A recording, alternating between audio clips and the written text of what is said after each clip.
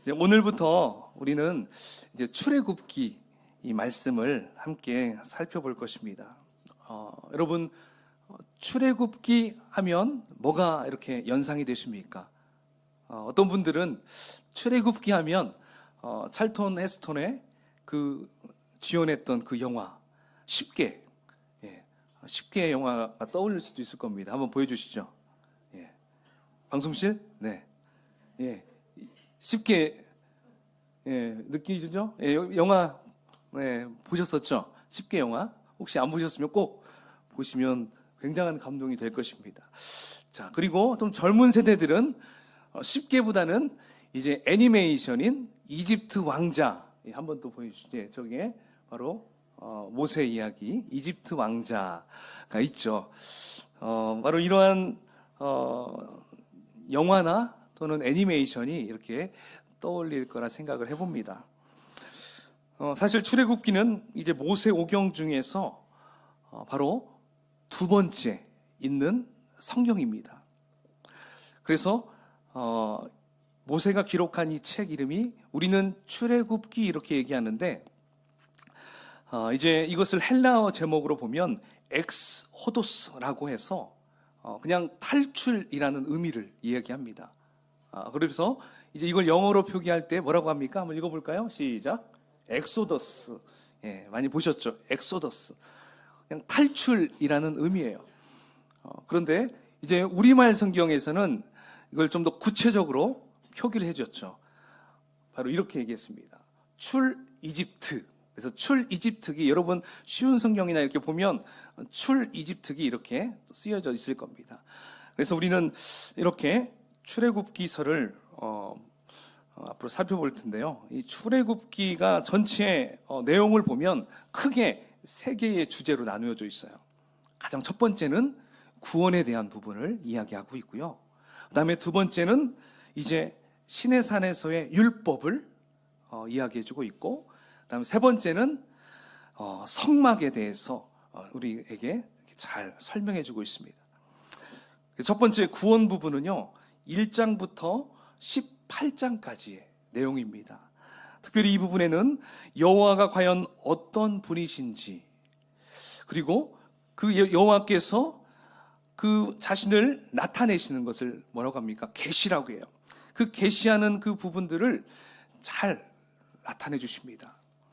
그래서 이때 애굽의 노예였던 이스라엘 백성들은 이제 애굽을 탈출하면서 그때 여호와의 능력을 체험하게 됩니다. 자, 체험할 때 특별히 떠나기 전에 하나님께서 10가지의 재앙을 내리시잖아요.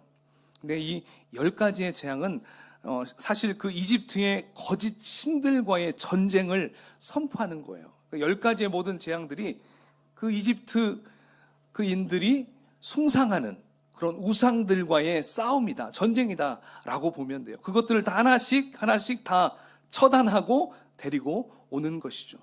자, 그리고 그들이 경험한 게 또 뭐가 있습니까? 첫 번째, 최초의 유월절을 지키게 되죠.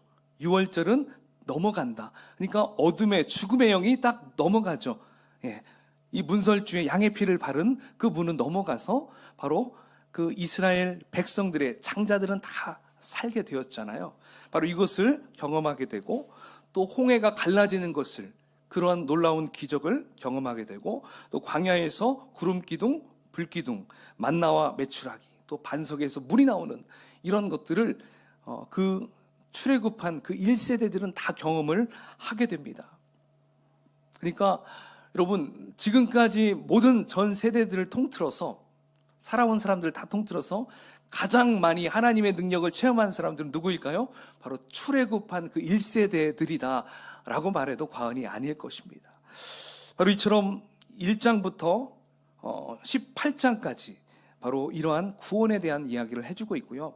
그 다음에 출애굽기 19장부터 24장까지는 이제 시내산의 율법을 다루고 있습니다. 시내산. 그래서 모세가 시내산에서 하나님으로부터 10계명을 받게 되고요. 그리고 여러 가지 규례와 율법을 받게 됩니다. 자, 그렇다면 이것은 무엇을 의미할까요? 이것은 이제 이스라엘 백성들이 진정한 여호와 하나님의 백성이 되었다라는 언약과 같다라고 보면 돼요. 언약식과 같다라고 생각하면 돼요. 자, 하나님께서 국민을 만들었어요. 200만 명이라는 국민을 만들어서 데리고 나왔어요. 그래서 법을 제정해 줬어요. 율법을 제정해 줬어요. 주권을 세워줬어요. 그렇죠? 자, 여러분, 점차적으로 한 나라를 만들어가고 있는 것이죠. 이제 가나안 땅을 정복하면 온전한 나라를 세워가는 것이죠. 그래서 하나님께서는 이스라엘 백성들을 그렇게 지금 만들어가는 걸 볼 수가 있습니다. 그 부분이 바로 19장부터 24장까지 이야기를 하고 있어요. 자, 그리고 마지막 25장부터 40장까지는 뭐에 대한 이야기를 하고 있죠? 성막. 이 성막에 대한 이야기가 주를 이룹니다. 그래서 하나님께서는 성막을 짓게 하실 때에도 아주 구체적으로 정밀하게 세세하게 짓도록 명령해 주십니다. 이렇게 여러분 아주 자세하게 이렇게 짓도록 하는 이유가 뭘까요? 그것은 바로 그 장소에 누가 거하시기 위한 것이죠? 하나님이 거하는 곳입니다. 성막, 특별히 성소 안에 지성소, 거기에는 하나님이 임재하시기 때문에 하나님이 거하는 곳은 정말 거룩해야 되고 흠이 없어야 되고 청결해야 되기 때문에 이렇게 세세하게, 그리고 거기에 들어가는 나무까지 천까지 다 말씀해 주시는 걸 볼 수가 있습니다. 그리고 그 속에 들어가는 여러 가지 재료들이 있잖아요. 그렇죠? 그런 것들까지도 하나님은 하나하나 말씀해 주시는 걸 볼 수가 있습니다. 그래서 이렇게 자세하게 말씀해 주시는 것은 하나님이 그곳에 임재하셔야 하기 때문에 출애굽기의 많은 부분을 할애해서 이렇게 우리에게 말씀해 주고 있다라는 것입니다. 자, 그렇다면 이렇게 출애굽기는 구원과 그리고 율법과 성막, 이 세 가지의 테마를 가지고 이제 출애굽기서가 쭉 이제 이끌어 가는데요. 자, 이제 우리가 1장 본문의 내용을 살펴보면서 자, 요셉 이후의 애굽, 이집트가 이제 어떻게 변해가고 있는지 우리가 오늘 볼 수가 있고요. 그리고 모세가 태어나기 직전의 그 애굽 나라, 이 이집트의 상황을 우리가 함께 살펴볼 수가 있다는 것입니다. 자, 그러면 오늘 본문 1절부터 5절까지를 보면 이제 쭉 이름들이 나열되어 있습니다. 바로 야곱이 가나안을 떠나서 애굽으로 갔을 때 그 아들들의 이름, 그리고 그 총 가족의 숫자를 밝혀주고 있습니다. 근데 여기에서 우리가 주목할 수 있는 것은 야곱의 아들들의 그 이름이 나열된 것이요, 형제의 나이 순으로 나열되지 않았습니다. 예. 한번 보십시오. 그렇죠? 르시레유, 단납, 가다이스, 요벤인데요.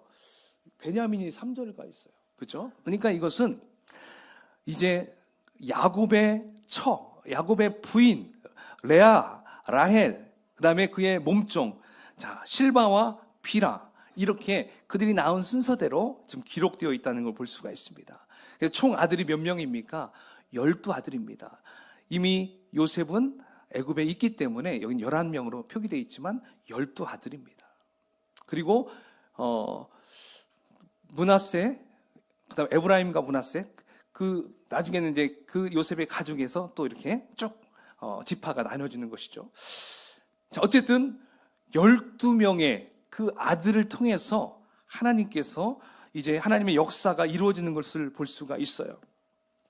사실 신약 성경에서도 예수님은 12제자를 세우잖아요.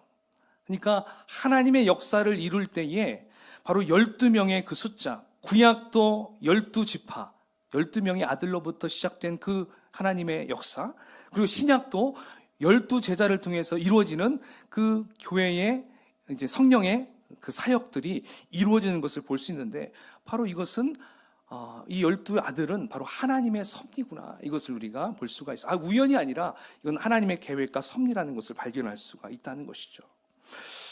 이렇게 한 가족 전체의 숫자, 여러분 12아들로부터 시작된 그 가족 전체 숫자가 몇 명으로 나와 있습니까? 70명의 숫자가 나와 있습니다. 여러분 70이라는 숫자는 완전수예요. 그래서 이 하나님이 택하신 그 완전한 한 가족을 통해서 이제 그 민족을 이루어 가고 계심을 우리는 발견할 수가 있습니다.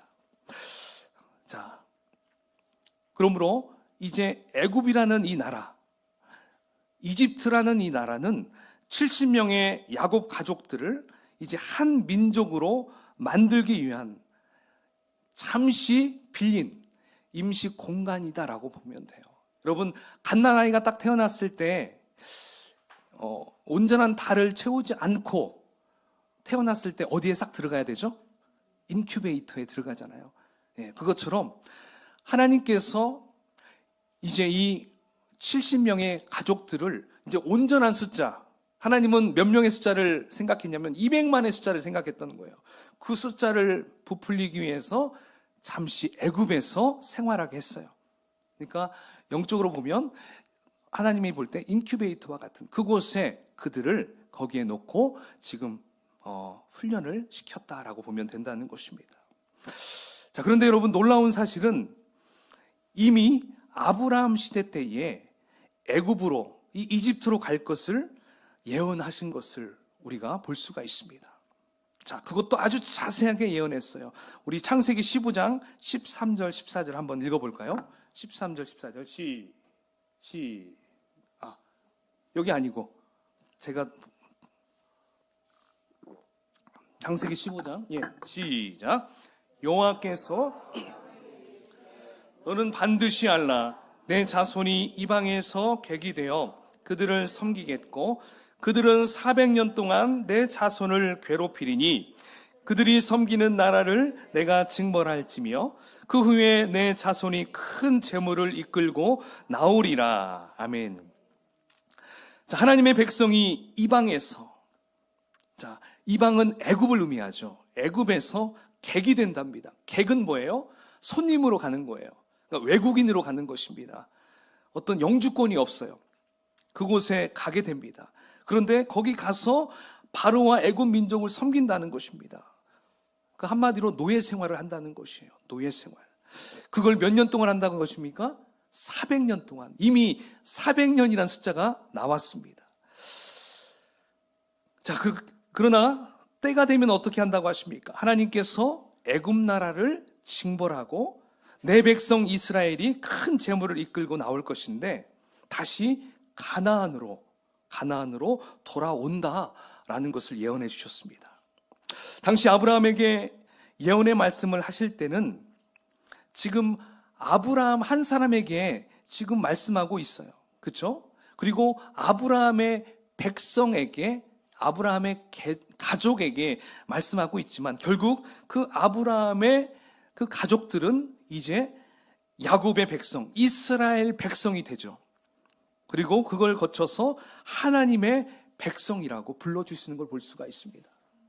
그렇죠? 그 백성의 이름이 누구의 백성인가가 쭉 달라지는 걸 볼 수 있어요. 결국에는 하나님의 백성이 된다라는 걸 보여주고 있다는 것이죠. 자, 이렇게 하나님께서는 이스라엘 백성들을 백성으로, 자신의 백성으로 선택해 주셨는데 왜 400년이라는 이 기나긴 시간을 주신 것일까요? 왜 하필이면 400년일까요? 사실 400년은 하나님께는 그냥 눈 깜짝할 시간일 수도 있습니다. 그러나 우리 인간들에게는 400년이라는 시간은 굉장히 긴 시간입니다. 그죠? 자유가 없는 400년의 노예 생활은 그 이스라엘 백성들에게는 고난의 시간이었을 거예요.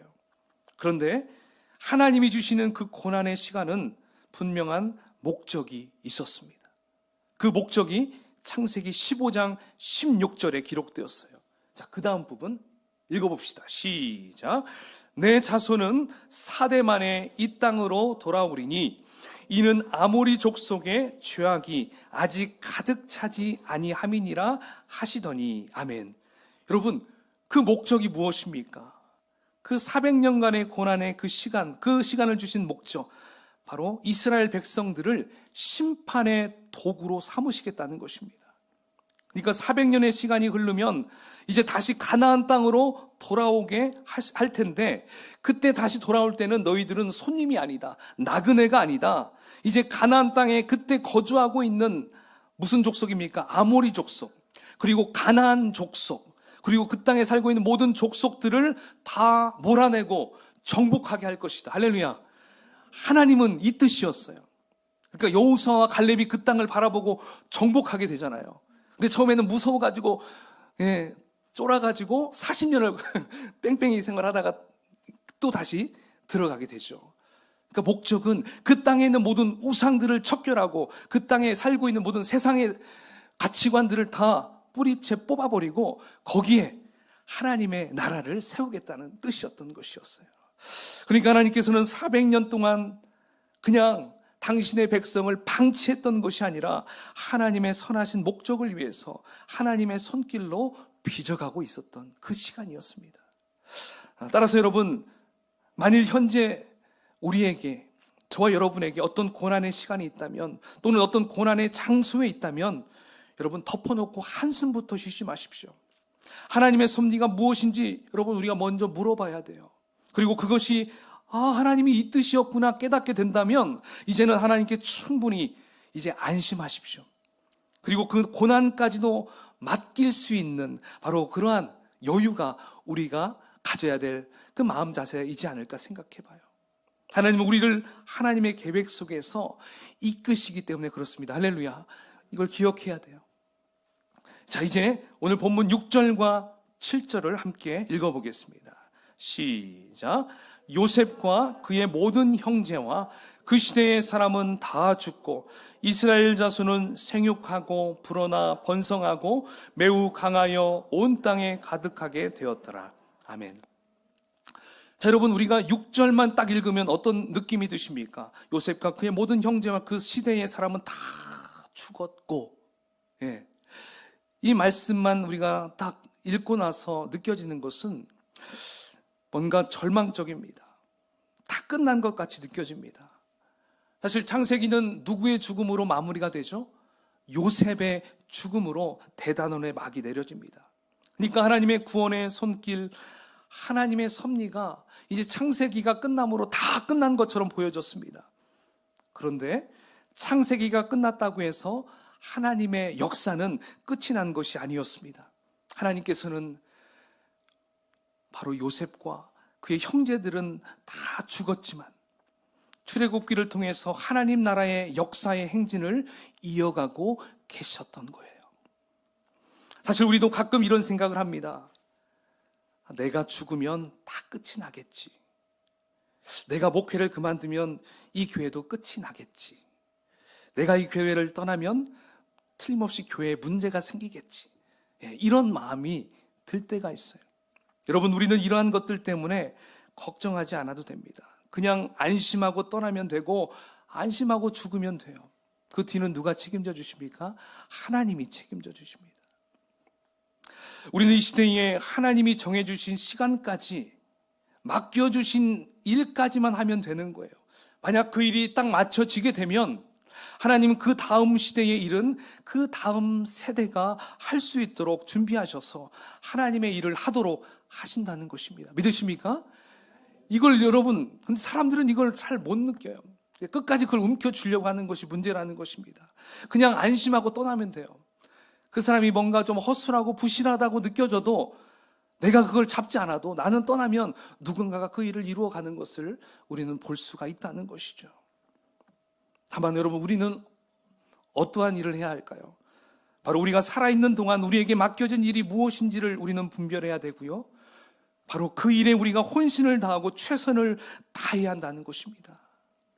그러므로 우리가 가져야 될 마음은 어떤 특권의식을 갖는 것이 아니라 또 나의 존재를 막 어필하거나 다른 남은 자들에게 나를 알려주려고 하는 것이 아니라 오직 하나님만 드러내라는 것입니다. 오직 하나님으로부터 받은 이 말씀과 비전을 우리 다음 세대에게 잘 전달해주고 나는 빠져나오면 되는 것입니다. 근데 이거를 잘 하기가 어려운가 봐요. 그죠? 바로 우리는 떠나는 것입니다. 우리는 이곳에 머물러 있다가 우리는 또 떠나면 되는 것입니다. 저도 여기 있다가 후임에게 맡기고 또 떠나면 되는 것입니다. 근데 이게 어렵죠. 왜요? 이게 인간의 그 욕심이 계속 남아있기 때문에 그런 것 같아요. 어쨌든 오늘 출애굽기는요, 바로 우리에게 떠나라는 것입니다. 너 말고 또 다른 사람을 나는 계획하고 있어. 넌 이제 여기까지면 돼. 요셉도 죽었고 요셉의 형제들도 다 죽었어요. 그러나 하나님의 역사는 끝나지 않았다는 것입니다. 따라서 요셉과 그의 가족들과 그 시대 사람들이 다 죽었지만 하나님의 일을 끝난 것이 아니라는 걸 우리는 발견할 수 있습니다. 그러므로 인간의 끝이 났다고 해서 슬퍼할 것이 아닙니다. 하나님이 끝을 내지 않으셨다는 것을 여러분 믿게 된다면 우리는 안심할 수 있다는 것이죠. 이제 하나님께서는 소망의 말씀, 희망의 말씀을 7절에 해주셨어요. 6절로서 절망이었는데요. 7절 우리 다시 한번 읽어볼까요? 시작. 이스라엘 자손은 생육하고 불어나 번성하고 매우 강하여 온 땅에 가득하게 되었더라. 아멘. 어떻습니까? 이 말씀은 창세기 1장에도 인간을 창조하시고 축복하셨던 말씀이었고요. 아브라함을 부르시고 아브라함 한 사람에게 축복하셨던, 그리고 명령하셨던 그 말씀과 동일한 말씀입니다. 이 약속의 말씀이 여러분 끝나지 않았습니다. 계속 이루어지고 있다는 것을 지금 말씀해주고 있는 것이에요. 아브라함 한 사람으로 시작된 그 믿음의 발걸음이 셀 수 없는 만큼 또 수많은 사람으로 번성케 하셨잖아요. 그리고 큰 민족을 이루게 하셨고 내 이름을 창대케 하시겠다는 그 말씀이 계속 이루어지고 있다는 것을 우리는 발견할 수가 있습니다. 자, 그런데 현실이 문제였습니다. 그들에게 당면한 현실은 오늘 8절과 9절을 통해서 알 수가 있습니다. 우리 읽어볼까요? 8절 9절 시작. 요셉을 알지 못하는 새 왕이 일어나 애굽을 다스리더니 그가 그 백성에게 이르되 이 백성 이스라엘 자손이 우리보다 많고 강하도다. 자, 이렇게 하나님께서 번성케 하신다고 하셨는데 여기서 뭔가 장애물이 큰 게 탁 막혀진 느낌이 들죠. 요셉을 알지 못하는 새 왕, 그 새 왕이 등장합니다. 사실 여기서 엄밀히 말한다면 새 왕조라고 보면 돼요. 새 왕조. 실제 세계사에 따르면 원래 애굽의 왕조는 순수한 애굽 혈통에서 나온 왕조였어요. 자, 그런데 하나님을 섬기는 그 셈족의 후손 중에 힉소스족이 있었어요.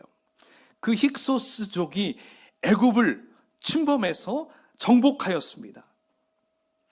그래서 잠시 이 힉소스 왕조가 그 애굽을 다스렸던 때가 있었습니다. 그때가 언제였냐면 요셉이 총리로 되었을 때예요. 놀랍죠? 그러니까 여러분, 요셉이 총리가 될 수 있도록 하나님은 일반 세계사까지 다 하나하나 세밀하게 다루시고 있었던 것을 볼 수가 있습니다. 그래서 요셉을 세우시기 위해서, 그리고 이스라엘을 위해서 하나님은 움직이고 계셨던 것을 발견할 수가 있다는 것이죠. 그래서 하나님의 섭리는 정말 이처럼 놀라운 것입니다. 자, 이렇게 이스라엘 백성들은 힉소스 그 왕조의 은혜를 힘입어서 어디서 살았습니까? 고센 땅에서 이스라엘 민족들만 함께 편안하게 살아갈 수 있었습니다. 그런데 결국 원래의 애굽 그 왕조가 다시 그 애굽 나라를 차지하게 되면서 이제 왕조가 바뀌게 되니까 가장 먼저 한 일이 뭘까요? 바로 셈족의 후예였던 그 힉소스 왕조의 것들을 다 불태워버렸어요. 그들의 역사를 다 없애버립니다. 다 바꿉니다. 한마디로 적폐청산을 했던 것이죠. 요즘도 그렇잖아요. 정권이 바뀌면 그 과거의 정권 다 해가지고 그걸 가지고 또 감옥에 보낸다든지, 옛날 조선 왕조 때도 왕조 특별히 왕조가 바뀌지 않아도 권력이 바뀌면 막 피바람이 나죠. 근데 여기는 왕조가 바뀌었어요. 여러분, 북이스라엘도 5개의 왕조가 계속 바뀌잖아요. 그러니까 왕조가 바뀜으로써 여기서 누가 가장 많이 손해봤을까요? 이스라엘 백성들이었습니다. 자유의 몸이었고 마음껏 목축업을 했던 이 이스라엘 백성들이 이제 그 새로 바뀐 그 왕조로 인해서 그들은 더 이상 그러한 목축업도 할 수가 없었습니다. 그리고 요셉도 알지 못했기 때문에 더 이상 이스라엘 백성들을 환대하지도 않고 선대하지도 않게 되었습니다. 그런데 오늘 말씀을 가만히 보니까 이스라엘 백성들의 숫자가 엄청나게 불어난다는 것을 이야기해주고 있어요. 신기하죠. 9절 보십시오. 이렇게 세왕이 일어나 애굽을 다스렸는데도 그 백성에게 이르되 이 백성 이스라엘 자손이 우리보다 많고 강하도다. 자, 여러분, 인구가 많아지면 조금 위축될 수 있어요. 그러니까 분명히 애굽 왕은 본인이 다스리는 그 애굽 백성들이 솔직히 더 많았을 거예요. 그러나 그 노예들이 계속 많아지니까 덜컥 좀 겁이 났던 것 같습니다. 그래서 그가 그들의 세력을 약화시키기 위해서 이런 생각을 하죠. 10절, 11절을 한번 읽어보겠습니다. 시작. 자, 우리가 그들에게 대하여 지혜롭게 하자. 두렵건대 그들이 더 많게 되면 전쟁이 일어날 때에 우리 대적과 합하여 우리와 싸우고 이 땅에서 나갈까 하노라 하고 감독들을 그들을 위해 세우고 그들에게 무거운 짐을 지어 괴롭게 하여 그들에게 바로를 위하여 국구성 비돔과 람셋을 건축하게 하니라. 아멘.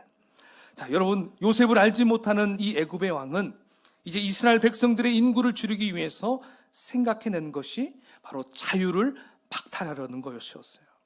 그래서 이들을 노예 신분으로 다 바꿔버리고 이제 국구성 비돔과 람셋을 건축하게 했습니다.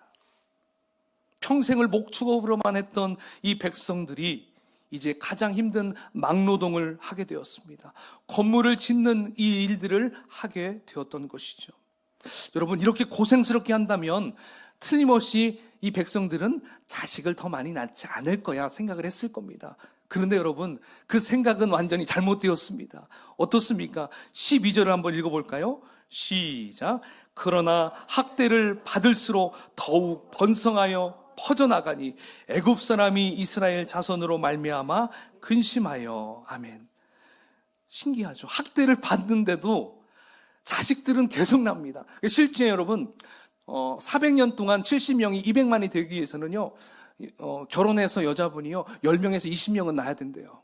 그러니까 예, 아기 나면 또 낳고 계속. 진짜 그건, 근데 그들에게 통증이 있었을까요?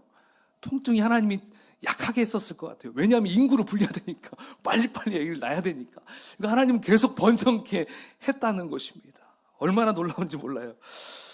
여러분, 저는 이 부분을 보면서 위로가 되는 부분이 있어요. 아, 학대 받으면 받을수록 더 번성하여 퍼져나가게 하시는구나. 바로 이 부분이었습니다. 어떻게 학대를 받는데 더 번성할 수 있을까요? 여러분, 이해가 되십니까? 이것은요, 그리스도인이란, 하나님의 사람들이란 고난이 닥칠수록 더욱더 힘을 내는 바로 백성들이라는 것을 지금 말씀해주고 있는 것입니다. 상황이 어려우면 어려울수록 우리는 더욱더 힘을 내는 백성들이고요, 우리는 더욱더 주님을 향하여 부르짖는 백성들이 된다는 것을 지금 우리에게 말씀해주고 있는 거예요. 사실 일례로 초대교회 우리 스테반 집사님이 마지막 설교를 하고 돌에 맞아서 순교당하잖아요. 여러분, 그 순교당하시고 나서 수많은 사람들은 이제 기독교는 끝이다 다 생각했을 거예요. 다 숨었을 거다 생각했는데, 여러분, 그때 이후로 수많은 크리스찬들이 어떻게 된 줄 알아요? 뿔뿔이 흩어지면서 각 나라와 각 지역으로 열방으로 흩어져서요, 주의 복음을 들고 전했습니다. 그리고 교회가 세워졌습니다. 그래서 그 박해로 인해서 이 땅에 복음이 들어온 줄 믿으시기 바랍니다. 여러분, 바로 그리스도인에게 어려움이란 우리를 결코 침몰시키지 않는다는 것입니다. 우리와 같이 믿는 자들에게 닥쳐오는 이러한 불길은 연단의 불길이 될 것입니다.